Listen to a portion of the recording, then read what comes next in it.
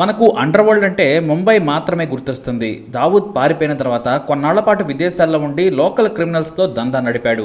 కానీ పోలీసులు ఉక్కుపాదం మోపడంతో చోటా మోటా క్రిమినల్స్ మాత్రమే ముంబైలో ఉన్నారు. వాళ్ళు బయట కనిపించే నేరాలు చేయాలంటే సుస్సు పోసుకుంటారు. ఎందుకంటే కొత్త జనరేషన్ ఎస్ఐలు ఐపీఎస్లు ఏ మాత్రం ఈ క్రిమినల్స్ ను అడుగు కూడా బయటకు పెట్టనివ్వడం లేదు. దీంతో చీకట్లో దందాలు నడుపుకుంటూ ఉన్నారు. కానీ దక్షిణ కన్నడలోని గ్యాంగ్స్టర్స్ మాత్రం ఎప్పటికీ రెచ్చిపోతూనే ఉన్నారు. వరుస హత్యలతో పోలీసులకు పని తగ్గించారు. కాకపోతే అది శాంతి భద్రతల సమస్యగా మారి వారికి చెడ్డ పేరు వస్తుంది. అందువల్ల 3 సెన్సేషన్ మర్డర్స్ 3 నెలల వ్యవధిలో జరగడంతో కర్ణాటకలోని బీజేపీ సర్కార్పై సామాన్యుల నుంచి విపరీతమైన విమర్శలు వస్తున్నాయి. దక్షిణ కన్నడలో యువకులు చాలా చిన్న వయసులోనే నేరాల బాట పడుతున్నారు. 18 ఏళ్ల నుంచి డాన్ల కింద పనిచేయడం ఫ్యాషన్ అయిపోయింది. చావంటే భయం లేదు, హీరోయిజంలా దానిని ఫీల్ అవుతున్నారు. దీంతో అండర్ వరల్డ్ డాన్లు విసిరే కుక్క బిస్కెట్లకు వారి వెంట తిరుగుతూ ఉన్నారు. అంతేకాదు తమకు తాము చిన్న చిన్న సెటిల్మెంట్లు చేసుకుని హీరోల్లా సొసైటీలో బిల్డప్ ఇస్తున్నారు. అలా వచ్చి డాన్ గా ఎదిగిన వ్యక్తే కిషన్ హెగ్డే. ఇతను చిన్న వయసులోనే తప్పుడు పనులు చేసి కోట్లు సంపాదించాడు. మొదట వ్యాపారం చేశాడు. ఆ తర్వాత సులభంగా డబ్బు సంపాదించేందుకు హత్యలు, బెదిరింపులు, దోపిడీలు, ఎన్నికల సమయంలో నాయకుల కోసం తప్పుడు పనులు చేయడంతో పాపులర్ అయ్యాడు. ఎన్నో కేసుల్లో అతని పేరు బయటకు రావడంతో పోలీసులు అతనిపై రౌడీ షీట్ తెరచారు. కొన్ని కేసుల్లో జైలుకు వెళ్లి వచ్చాడు. బెయిల్ మీద బ్రతుకుతున్నా కూడా ఏమాత్రం వ్యవస్థకు భయపడలేదు. సరికదా, జైలుకు వెళ్లి వచ్చిన తర్వాత అది రౌడీయిజానికి పోలీసులు ఇచ్చిన సర్టిఫికెట్ లా ఫీల్ అయ్యాడు. కిషన్ ను ఎన్కౌంటర్ చేయడానికి పోలీసులకు నిమిషం పట్టదు. కానీ వారికి చట్టం కొన్ని నిబంధనలను పెట్టింది. దీంతో అత్తారింటికి వచ్చే అల్లుడిలా జైలుకు రావటం, బెయిల్ మీద పోవటం చేసేవాడు. అయితే కిషన్ కు పోలీసుల కంటే తన ప్రత్యర్థుల నుంచే ముప్పు ఎక్కువగా ఉంది. ఎందుకంటే ఉడిపి నుంచి బెంగళూరు వరకు అతనికి వ్యతిరేకంగా 5-6 గ్యాంగులు పనిచేస్తున్నాయి. అయితే ఓ విచిత్రమైన వ్యక్తి చేతిలో దారుణ హత్యకు గురయ్యాడు కిషన్. చనిపోయే నాటికి అతని వయసు 33 ఏళ్లే. టీనేజ్లోనే దారి తప్పాడు ఈ నేరగాడు. కానీ అతని నేర ప్రవృత్తి వయసు 15 ఏళ్లు. మరి ఇతను ఎలా చనిపోయాడంటే సెప్టెంబర్ 24, 2020న ఉడిపిలో తన కారులో వెళ్తున్నాడు కిషన్ హెగ్డే. అతని కారు డ్రైవర్ కూడా రౌడీ షీటరే.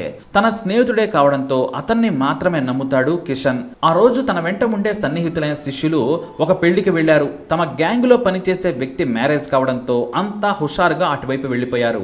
దీంతో ఒంటరి వాడయ్యాడు కిషన్. ఈ విషయం ప్రత్యర్థులకు తెలిసింది. దీంతో ఒక బిజినెస్ డీల్ కోసం కారులో వెళ్తుండగా హఠాత్తుగా 2 SUVలు ఆ కారు అడ్డంగా వచ్చాయి. వెంటనే డ్రైవర్ సడన్ బ్రేక్ వేశాడు. కారు బ్రేక్ వేయగానే 10 మంది కిందకు దిగారు. కారు లోపల ఉన్న కిషన్ డోర్లు తీయొద్దని డ్రైవర్ను ఆదేశించాడు. రివర్స్ తీస్తూ ఉండగా కారు ముందు భాగాన్ని పెద్ద సుతితో అద్దాన్ని బద్దలు కొట్టారు. దీంతో కిందకు దిగి పారిపోయే ప్రయత్నం చేయగా కిషన్ ను పట్టుకున్నారు. ఆ క్రిమినల్ గ్యాంగ్ లీడర్ అయితే కిషన్ చొక్కా పట్టుకున్నాడు. నువ్వు కర్ణాటకకు తోపురా, ఏమనుకుంటున్నావురా కిషన్, నువ్వు బచ్చాగడివి, మా అన్ననే బెదిరిస్తావా అంటూ కడుపులో పొడిచాడు. ఆ తర్వాత 10 మంది మీద పడి చచ్చే వరకు నరికారు. సరిగ్గా మధ్యాహ్నం 2:30 గంటలకు హిరయట్కా రోడ్డుపై దారుణంగా ఆ మాఫియా డాన్ను చంపేశారు. అయితే ఆ డ్రైవర్ను కూడా పట్టుకున్నారు హంతకముఠ. మా గురించి పోలీసులకు చెబితే రేపే వచ్చి చంపేస్తాం, పారిపమ్మని ప్రాణాలతో కిషన్ డ్రైవర్ను వదిలేసి వెళ్లిపోయింది ఆ గ్యాంగ్. ఈ హత్య కర్ణాటకలో సంచలనం సృష్టించింది. పోలీసులు క్రైమ్ సీన్ కు చేరుకొని కిషన్ హత్యను చూడగానే సగం దరిద్రం వదిలిపోయిందనుకున్నారు. నాయకుల అండతో కంట్లో నలుసులా మారిన కిషన్ చివరకు తాను వెళ్లిన మార్గంలోనే చనిపోయాడు. అయితే ఇప్పుడు కిషన్ ముఠ మరొకరిని హత్య చేయకుండా చూడడమే కాదు, రోడ్డు మీద బలిసి చంపుకుంటున్న వాళ్ళను కూడా లోపలయ్యాలని పోలీసులు వేట మొదలుపెట్టి హంతకులను పట్టుకున్నారు. అయితే కిషన్ ను చంపిన వాళ్ళు కిరాయి హంతకులు. కనీసం వాళ్లకు ఆ పని అప్పచెప్పింది ఎవరో కూడా తెలియదు. అంత పక్కాగా ప్లాన్ ను అమలు చేశాడు కిషన్ ప్రత్యర్థి.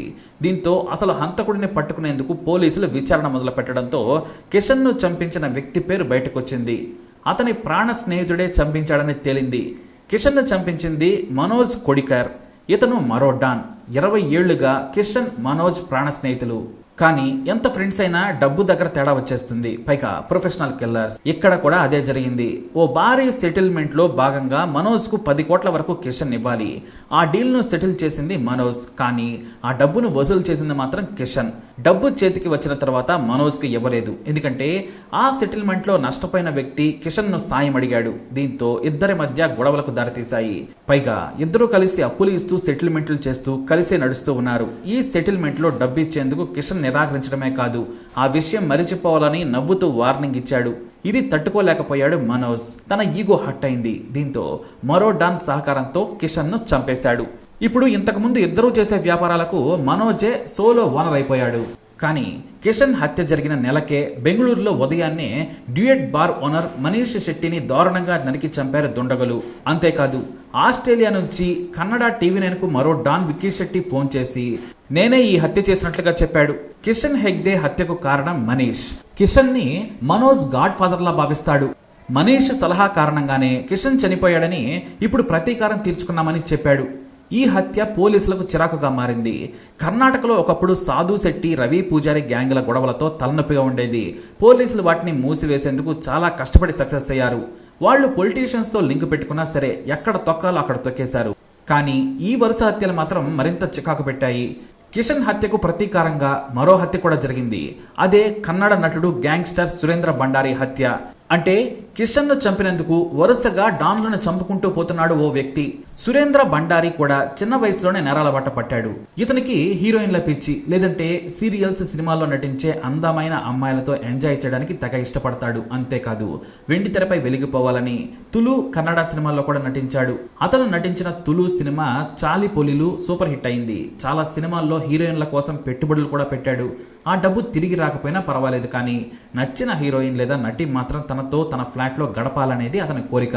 ఇతని సినిమా పిచ్చి ఇన్స్పిరేషన్ గానే జిగర్ తాండాను తమిళంలో కార్తిక్ సుబ్బరాజ్ తీశాడనే టాక్ కూడా వచ్చింది. అదే సినిమా మనకు గద్దలకొండ గణేష్ గా వరుణ్ తేజ్ చేయడం జరిగింది. ఆ సినిమా కూడా సూపర్ హిట్ అయింది. పేరుకు డాన్ కానీ సినిమాల పిచ్చి విపరీతంగా ఉండేది. ఇదే అతని కొంప ముంచింది. తన అపార్ట్మెంట్ లోని పెంట్ హౌస్ ఫ్లాట్ లో ఒంటరిగా ఉండేవాడు సురేంద్ర. ఖరీదైన ఫర్నిచర్ తో తన ఇంటిని అందంగా తీర్చిదిద్దుకున్నాడు. తన మనుషుల్ని అందరినీ కూడా రాత్రి సమయానికి పంపించేవాడు. ఎందుకంటే అతను హీరోయిన్లు లేదంటే ఇతర ఆర్టిస్టులను పిలిపించుకుని ఎంజాయ్ చేసేవాడు.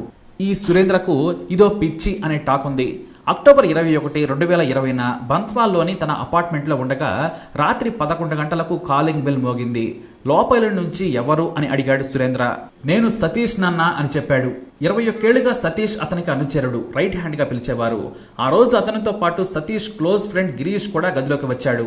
వాస్తవానికి సతీష్ తప్ప రాత్రి సమయంలో ఎవరు వచ్చినా తలుపు తీయడు సురేంద్ర. పైగా కింద సెక్యూరిటీ గార్డ్స్ లోనికి ఎవరిని రానివ్వరు. కానీ సతీష్ కు ఆ అపార్ట్మెంట్ సొంత ఇల్లు లాంటిది, అందుకే వెళ్ళగలిగాడు. ఇక లోనికి వెళ్లిన తర్వాత వారిని వెంటనే వెళ్లాలని చెప్పాడు. లోపల ఫిగర్ ఉంది, మీరు వెళ్ళండి సతీష్ ను బలవంతం చేశాడు సురేంద్ర. సరే అన్నా అని తాము వెళతామని డోర్ దగ్గరకు వెళ్ళగానే జేబులో నుంచి చిన్న కత్తి తీసి పొట్టలో పొడి చేశాడు. దీంతో కింద పడి చంపొద్దని సతీష్ కు దండం పెట్టాడు సురేంద్ర. ఈ లోపు అతని స్నేహితుడు గిరీష్ పెద్ద కత్తితో మెడను నరికాడు. ఒకటే వేటుకు సురేంద్ర చనిపోయాడు. ఆ తర్వాత గదిలో ఉన్న అమ్మాయిని పారిపోమని చెప్పారు. మరోసారి ఈ ప్రాంతంలో కనిపించొద్దని ముసుగు వేసుకుని వెళ్లిపోవాలని చెప్పారు. ఆ తర్వాత ఇంటిని లాక్ చేసి వెళ్లిపోయారు. ఉదయాన్నే సురేంద్ర క్లోజ్ ఫ్రెండ్ ఫోన్ చేయగా ఎంతకీ ఫోన్ తీయడం లేదు. దీంతో వాళ్ళు వచ్చే సమయానికి ఇంటికి లాక్ వేసి ఉంది. బయటికి వెళ్లి ఉంటాడనుకున్నారు. కానీ ఫోన్ చేస్తే లోపల నుంచి ఫోన్ రింగ్ సౌండ్ వినిపించడంతో తలుపులను బద్దలు కొట్టారు. రక్తపు మడుగులో చనిపోయి ఉన్న సురేంద్రను చూసి షాక్ అయ్యారు అతని స్నేహితులు. పోలీసులకు ఫిర్యాదు చేయడంతో వచ్చి విచారణ మొదలుపెట్టారు. వాచ్మన్ చెప్పిన వివరాల ప్రకారం రాత్రి 11 గంటలకు సతీష్ వచ్చి వెళ్లాడని చెప్పారు. దీంతో సతీష్ కోసం వేట మొదలు పెట్టగా అతనే కన్నడ టీవీ9కు ఒక మెసేజ్ పెట్టాడు.